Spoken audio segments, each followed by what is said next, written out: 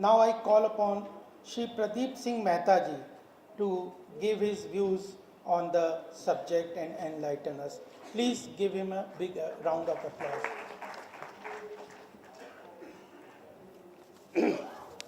Thank you very much.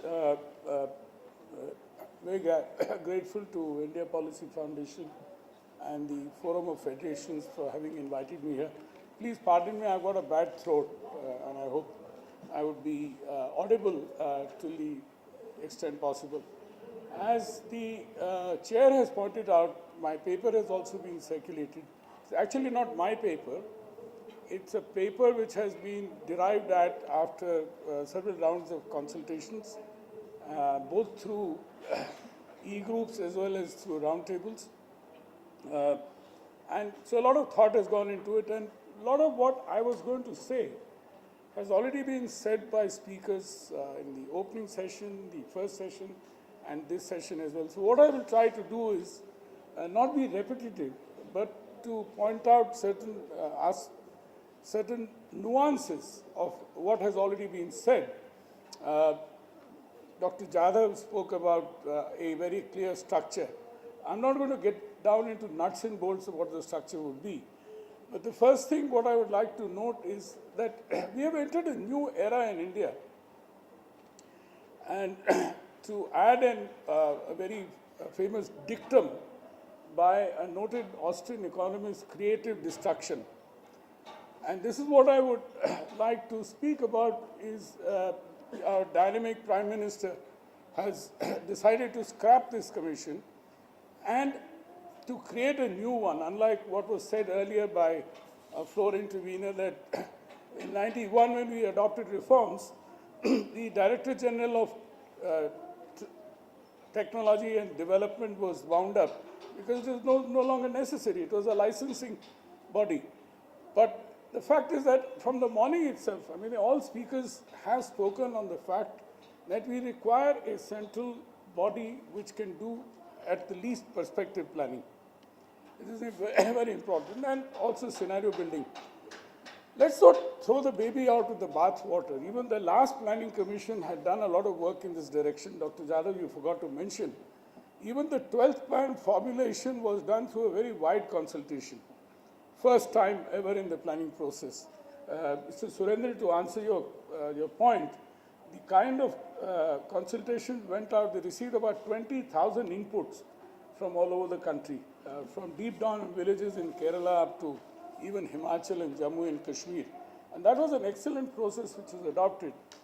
Now, how far that was translated into the vision document which came out of the plan is something which we've yet to see. Secondly, what the Planning Commission last engaged in was something which is being recommended again and again by all the speakers here is scenario planning, scenario building. What would happen if this happens? If this does not happen, then what is it that we should do? Now, all that institutional memory is up there on the website as well as in the Yojana Bhavan. So my plea is, let's not throw the baby out with the bathwater. A lot of good work was done. Now, the fact is that the Planning Commission was asked to rejuvenate,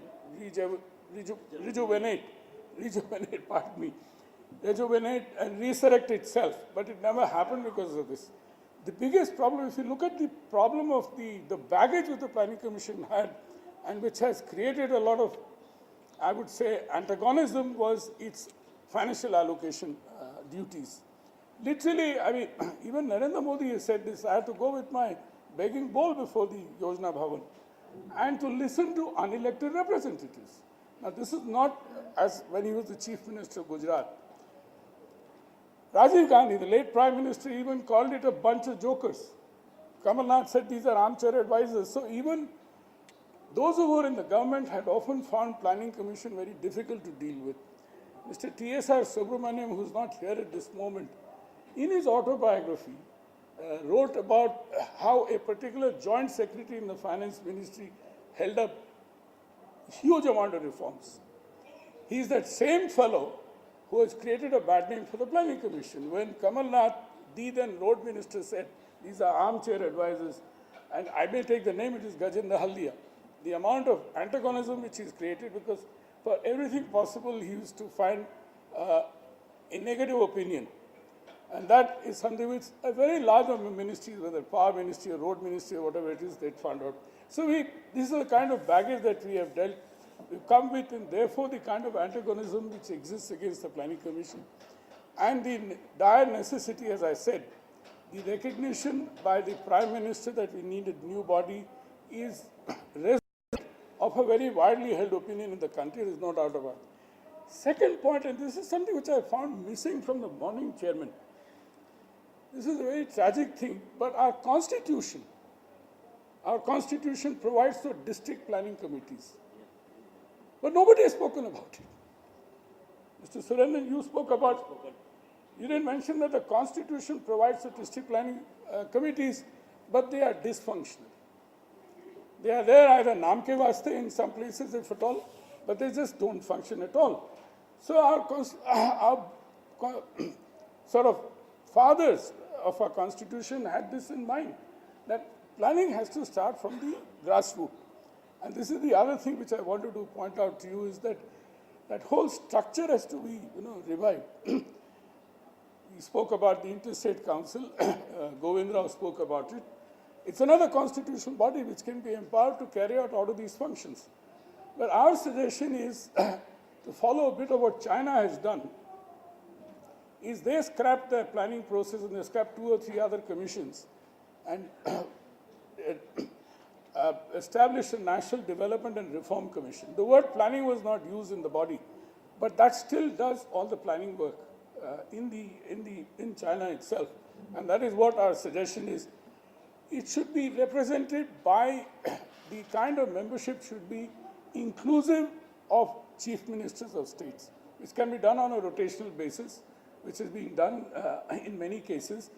If the way our Prime Minister has put forward the doctrine that the country is being governed by Prime Minister and Chief Ministers and not by the Prime Minister and his cabinet, that doctrine has to be put into this whole process, where you create that kind of ownership of the body, which is a truly quasi-federal body. It cannot be a federal body. Rupak Chattopadhyay is not here, the other co-organizer, but India is not a federal country in that sense. We are a unitary nation. We are a union of states. We are not, that was also debated whether to call it United States of India or Union of States. But we've decided, looking at our history of fissiparous tendencies in the country, if you look at it, the centuries of foreign rule, whether it was British or Mughals or even before that, it's all because all of us were continuously fighting each other, city-states. And therefore, the founding fathers and the governments in the past have realized that we need to keep a unitary nature if we have to keep this country intact as a country. So let us not forget the fact is that the Constitution does not give us a federal nature, it gives us a quasi-federal nature. And there are a lot of powers where a central government can take. What has happened is that the Planning Commission itself has been found to be an antithesis to the federal nature of the country. The kind of follies which I pointed out, particularly coming out from financial allocations, and what Govind Rao spoke about was centrally sponsored scheme, 200 plus, and so on. They all decided here, sitting in Yojana Bhavan, without understanding, as Surendranji rightly pointed out, there is a difference between Coimbatore and Jaipur. How can you have the same scheme operating in Salem as against in, say, Bakura or wherever it is? So a lot of things have to be left to the states, and this is what has been pleaded again and again. Now, one of the criticism that we heard was that if you just keep it as a think tank, will it be heeded to by the states at all or not? You have to create that shared narrative. A shared narrative, which I said, is the planning. If the new body itself comprises of some chief ministers on a rotational basis, and not necessarily those belonging to the ruling party, but opposition parties as well, in order to keep that the richness of our polity, the richness of our democracy, it is important that there is a shared narrative and a shared ownership. And I agree with many. One important suggestion which is made by many is that you empower the Finance Commission to do the allocation, but in consultations with this new body. That will lead to that kind of shared narrative which is missing at the moment. So that one particular weakness which has been pointed out by all is that Planning Commission was heeded to in the past because it had the money power and it could twist the arms of the states to do what they were required to do. 2 minutes? Yeah. Thank you. Secondly, and something which I want to repeat for the sake of emphasis, is that it requires quality personnel. Now, on government salary scales, you may not get all the quality personnel. So therefore, what we have suggested, and something which has been obliquely mentioned or generally mentioned, was that you have a large number of think tanks, civil society organizations feeding into this central think tank, which should be a lean body. At the most, maybe 8 or 9 members with a staff of not more than 30 people in order who could then manage the kind of research which is required and that council. The new body could also serve as the Economic Advisory Council to the Prime Minister. It could also be the Secretariat for the National Development Council. By the way, Dr. Jadhav, the National Development Council, unlike the process which is adopted by the Interstate Council, doesn't function well. It becomes a political jamboree all the time. Chief ministers come and make those. What, under the Interstate Council, there are zonal councils, and what happens is the chief secretaries of those states are first called to discuss all the agenda, including the points. So that is the kind of process which has to be done, even for a rejuvenated National Development Council, that you get hold of all the chief secretaries of the states and the relevant secretaries who can have a 2-day brainstorming in order to then feed the chief minister. This is what you have to say instead of coming and making a political statement. I'm just about to conclude, sir. A very important thing that we've noticed, which is quite absent in India, this is what we would expect the new think tank to do, to serve as a repository of knowledge of what is happening in each state. Today, states do not know about what is happening well on an ad hoc basis or on a kind of need-to-know basis, that there has to be, the new body should be able to have a comparative picture. And I'll just give you an example. If you want to open a unit anywhere, most state governments have established a single window service. But how is it functioning? What are the kind of problems each is facing? Is something which, unless they learn from states which have done better, they would not know. The Department of Industrial Policy and Promotion has got a report done by one of the big consultancies. It is on the website. So these are the kind of things which the new body could do. With that, Mr. Chairman, thank you very much, and let me thank all of you once again for this opportunity.